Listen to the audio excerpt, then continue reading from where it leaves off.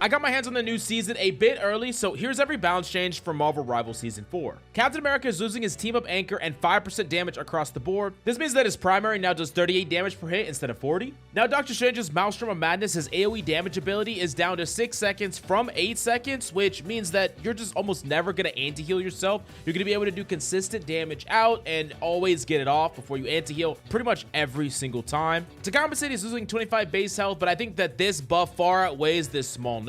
For Ember Frost, her diamond form is going to be now from 15 to 18 seconds, and she's only going to be able to get half the amount, specifically of the pulse gained when hitting shields, from 10 per second down to 5. Now, Penny's spider drones are now going to be able to slow enemies for 8% for 2 seconds, and each stack is going to stack the effect and reset that slow period, stacking up to 40%, making enemies incredibly slow potentially. Spider drones are also going to release faster during her ultimate from 0.7 seconds to 0.5 seconds, so basically her ultimate is going to make everyone incredibly slow and sticky. For Thor, now he's going to have more movement speed in his ultimate from 600 to 700, and if he lands his ultimate ability, it's going to stun surrounding enemies for 1 second. This makes his ultimate easier to land, and if he does land it, he's almost guaranteed to get a kill or even 2. Thor also has a really sick team up with Angela that allows him to jump to the target, gaining Thor force when he hits, and can then be followed up with the rest of his abilities to create some insane combos and burst potential out of nowhere. For Black Panther, his Spirit Rend is only going to give him 25 bonus health per striking a marked target rather than 30 as it was before. In addition to that, his base health is going to be reduced from 300 down to 275. That being said, he has this new team up with the Hulk, where if he drops to a low HP, he's going to get an automatic shield that is going to protect him from danger. For Blade, he's getting a small damage buff from 22 damage per slash up to 24. Magik got a bunch of changes, both nerfs and buffs to compensate. She lost 15% damage boost, but she's going to be gaining a lot in return. She gains 10 damage to her Soul Sword, 5 damage to her Eldritch Whirl, 2 damage to her Demon Rage damage per hit, and the melee damage normal attack is up to 40 from 30. In addition to that, when she's in her ultimate, her Eldritch Whirl is going to go from 35 to 45, and the Umbral Incursion damage is going to go from 135 to 140. Now, most of those numbers mostly balance out to the nerfs that she lost, but the true buff that she gained was now she only needs 1.2 seconds to charge her right-click slash instead of 1.8 seconds. In addition to that, every enemy that she hits is going to reduce her stepping disc cooldown by 1 per enemy pierced, and the slash itself is going to pierce through enemies, meaning that it can actually hit multiple enemies if they're stacked up in a row, each of them reducing the cooldown by 1. This means incredible uptime for a Magik that can consistently hit the magic slash, and I can see some insane combo potential with these new changes. Now for Moon Knight, he's now going to have 2 charges in his Moonblade instead of 1, and it's going to take 6 seconds to recharge for each one,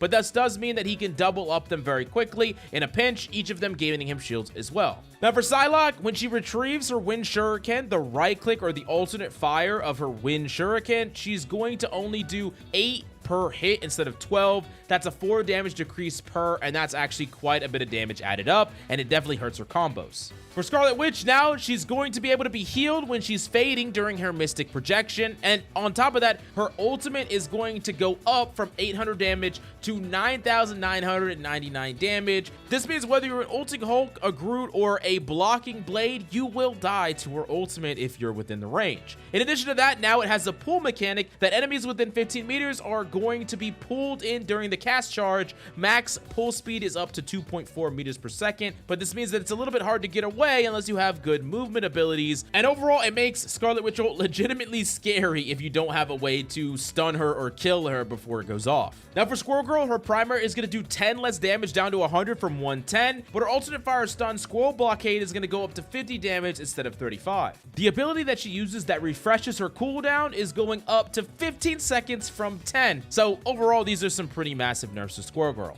Now, Winter Soldier Bucky is getting some really big buffs. Now, his Trooper's Fist, his melee, the second strike, or the uppercut, is going to apply a 1-second debuff that prevents enemies from moving. This means the Psylocke and the Black Panther can't dash away, the Hulk can't leave, the Magik can't teleport. Basically, it guarantees a follow-up headshot and almost assuredly a kill on any squishy that gets hit by Trooper's Fist.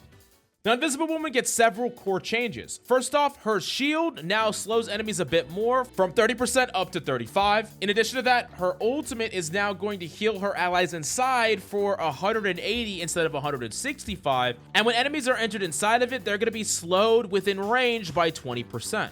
Jeff is going to activate a new aquatic rejuvenation pool when he pops his ultimate, leaving an 8-meter radius healing pool at the point of his activation that heals allies within range by 100 per second, and the pool is going to last for 8 seconds. Potentially killing 2 people and leaving some healing behind for your team seems like a dub to me.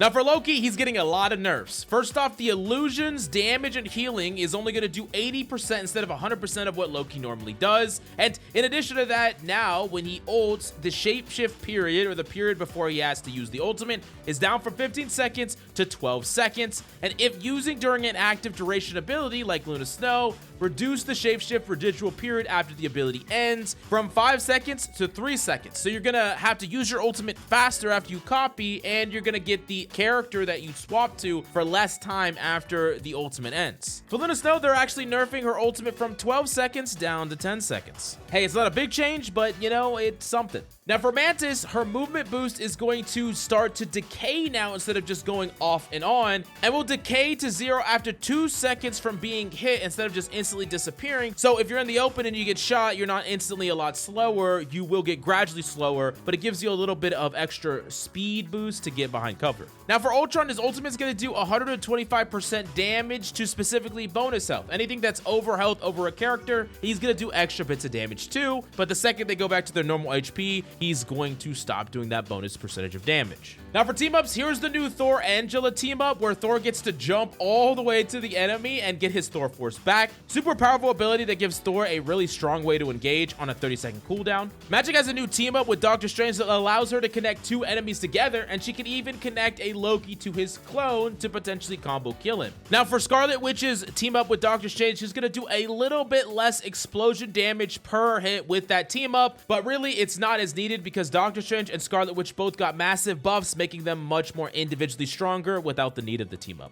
Now this is every change in season 4, and it's definitely going to mix up the meta, but make sure you smash that like and subscribe so you don't miss out on my upcoming winners and losers, so you know the biggest movers and the biggest beneficiaries from these changes. But until I see you again, peace out.